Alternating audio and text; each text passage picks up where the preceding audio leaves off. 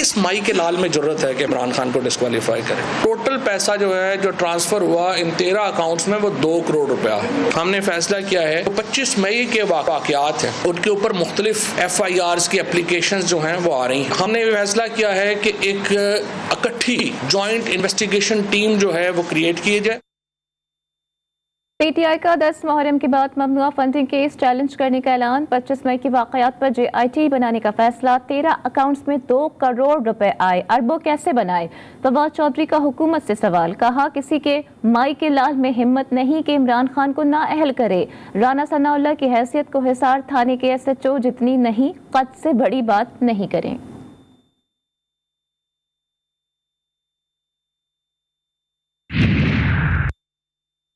PTI Rana ثناء اللہ کے خوف میں مبتلا، فواد چودھری ممنوعہ فنڈنگ کیس جہاں مرضی لے کر جائیں، غیر ملکی ایجنٹ عمران خان اور اس کی غیر ملکی امداد سے چلنے والی پارٹی کا تماشا ختم ہو گیا۔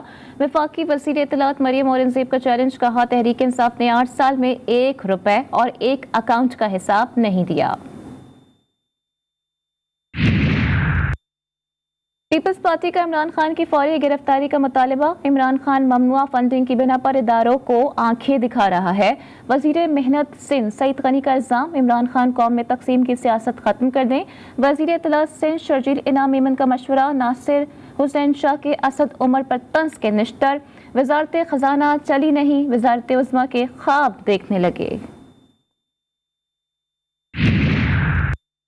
پاک فوج کے ہیلی کاپٹر حادثے پر توہین آمیز مہم کی تحقیقات کا آغاز، وزیر اعظم کی ہدایت پر FIA کی 4 رکنی JIT کی تشکیل، وزیر اعظم کا شہداء کا مذاق اڑانے پر شدید رد عمل، خود پسند شخص نے ملک دشمن بیانیہ بنایا، عمران خان نے کمسن ذہنوں میں زہر گھولا، چیئرمین تحریک انصاف کو خود احتسابی کا مشورہ، کہا نہ جانے یہ شخص ہمیں کہاں لے جانا چاہتا ہے۔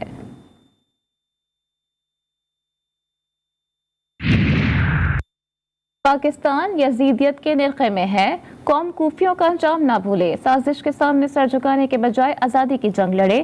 عمران خان کا پیغام، 13 اگست کے جلسے میں حکومت کے خاتمے اور حقیقی آزادی کے منصوبے کا اعلان، کہا امام حسین علیہ السلام حق پر تھے، جانتے بوجھتے کوفیوں نے بے وفائی کی، ملک بچانے کے لیے ہمیں شہدائے کربلا کی قربانیوں سے درس لینا ہوگا۔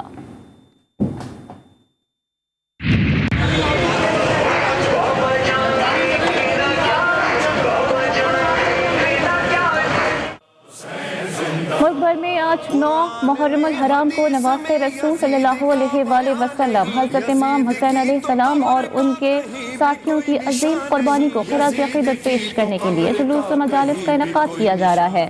کراچی میں 9 محرم کا مرکزی جلوس مسٹر پارک سے برآمد ہوگا، لاہور کا مرکزی جلوس پانڈو اسٹریٹ سے نکلے گا، اسلام آباد میں 9 محرم کا مرکزی جلوس امام بارگاہ اثناء عشری سے اپنی منزل کی جانب رواں دواں ہوگا۔ پشاور میں مرکزی ماتمی جلوس امام بارگاہ حسینیہ ہال سے برآمد ہو کر اسی مقام پر پہنچ کر اختتام پذیر ہوگا۔ کہیں بھی کوئی نشان نہیں یزید اللہ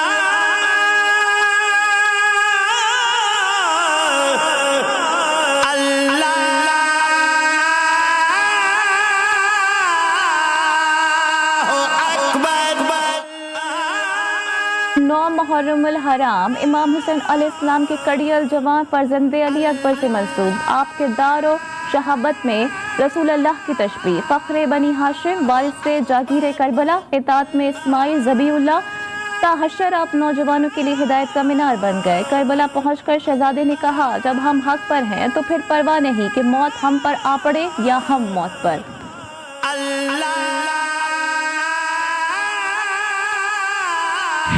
غریب زغرا کی غربت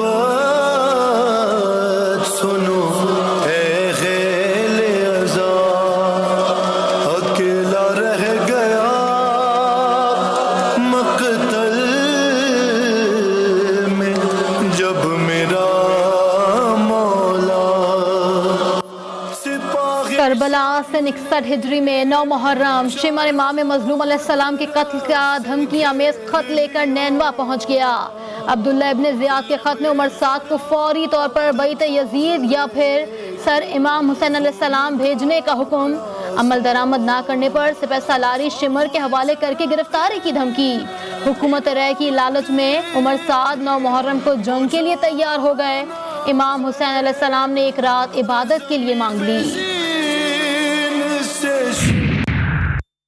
مقبوضہ کشمیر میں بھارت کی ریاستی دہشت گردی محرم الحرام کے جلوسوں پر 1989 سے پابندی، جلوس ازاں نکالنے والے کشمیریوں پر تشدد، مسلمانوں کو مذہبی رسومات سے روکنا انسانی حقوق کی خلاف ورزی ہے۔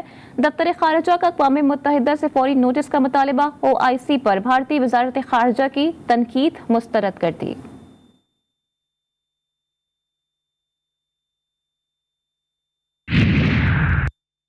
ملک بھر میں ووٹر لسٹ کی تصدیق کا عمل تیز۔ الیکشن کمیشن نے تمام ضلعی اور ریجنل افسران اور ملازمین کی چھٹیاں بند کر دیں۔ سرکولر جاری، ووٹر لسٹ میں تصدیق کے عمل میں غفلت پر تادیبی کارروائی کا فیصلہ، تمام افسران کو 10 اگست تک پیشرفت رپورٹ بھیجوانے کی ہدایت۔ NKM کے ووٹ بینک کو توڑنا، اس کو نقصان پہنچانا، حلقہ بندیوں کی بات لے لیتے ہیں، جعلی ڈومسائل پہ کراچی کے اندر نوکریوں کی بات لے لیتے ہیں، اپنی پالیسیز پہ نظر ثانی کریں۔ حکومتی اتحاد وعدے نبھائے، مردم شماری، جعلی ڈومیسائل پر نوکریاں اور سیاسی آزادی پر سمجھوتہ نہیں ہوگا۔ MQM کا شہباز سرکار کو انتباہ، سابق میئر کراچی وسیم اختر کا شہری سندھ کے مسائل فوری حل کرنے کا مطالبہ، کہا کراچی اور حیدرآباد کی سرکاری نوکریوں پر مقامی افراد کا حق ہے۔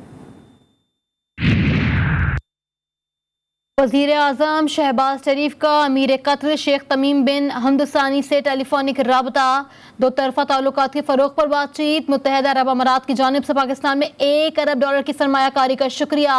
ٹویٹ میں کہا صدر UAE محمد بن زید کا مشکور ہوں۔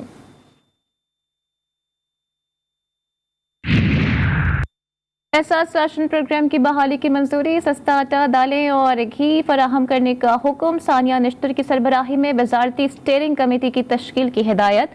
وزیر اعلیٰ پرویز الہی نے کہا کہ عوام کی سہولت کے لیے فوری اقدامات کیے جائیں۔ نون لیگ کا ووٹ کو عزت دو کا بیانیہ اپنی موت مر چکا، تحریک انصاف اوقاف لیگ پنجاب میں خدمت کی سیاست کو فروغ دیں گے۔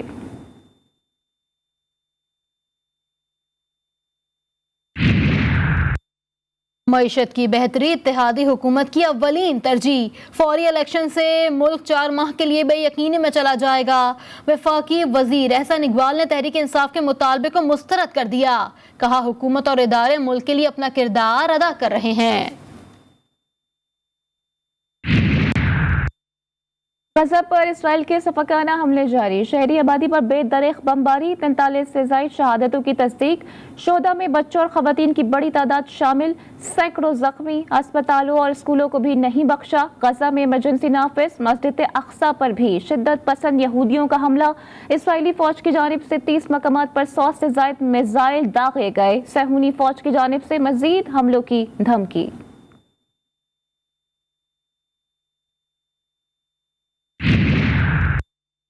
حماس اور اسلامی جہاد کا اسرائیل سے بدلہ لینے کا عزم، غاصب ریاست پر سینکڑوں راکٹ داغ دیے، غزہ اور مسجد اقصیٰ پر حملے ناقابل برداشت، فلسطین کی آزادی تک جہاد جاری رکھنے کا اعلان، مصر کی ثالثی پر عارضی جنگ بندی ہو گئی۔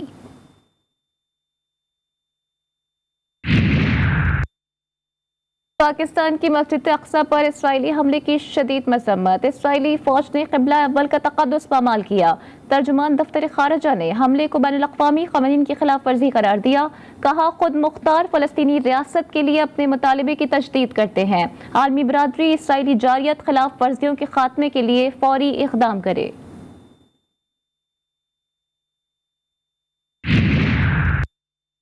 الیکٹرک نے عوام کے پسینے چھڑا دیے، شہری 14 سے 16 گھنٹے اذیت میں مبتلا رہنے لگے، دن کے ساتھ ساتھ رات میں بھی 3 گھنٹے بجلی بند رہنے لگی۔ بدترین لوڈ شیڈنگ سے گھریلو زندگی بھی مفلوج، کاروبار کا پہیہ بھی جام ہونے لگا، مستثنی علاقوں میں بھی 4 گھنٹے لوڈ شیڈنگ جاری۔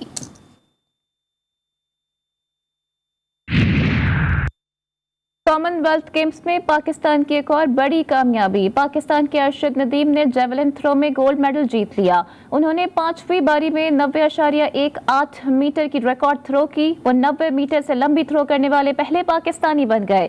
घर मुल्क की सरजमीन पर कौमी परचम बुलंद करने वाले अरशद नदीम के घर पर वालिदैन को मुबारकबाद देने वालों का तांता बन गया।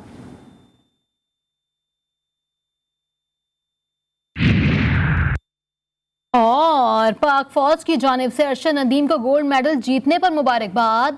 DGISPR ने अपने जारी बयान में कहा कि शाबाश अरशद नदीम, आपने कौम का सर फख्र से बुलंद कर दिया। सदर मुमलिकत डॉक्टर आरिफ अलवी की अरशद नदीम को तारीख रकम करने और गोल्ड मेडल जीतने पर मुबारकबाद। कहा अरशद नदीम, कौम को आप पर फख्र है। चेयरमैन सेनेट सादिक संजुरानी की भी मुबारकबाद। नून लीग के नायब सदर मरियम नवाज ने कहा, आपने हमें काबिल फख्र बना दिया। शाबाश अरशद नदीम।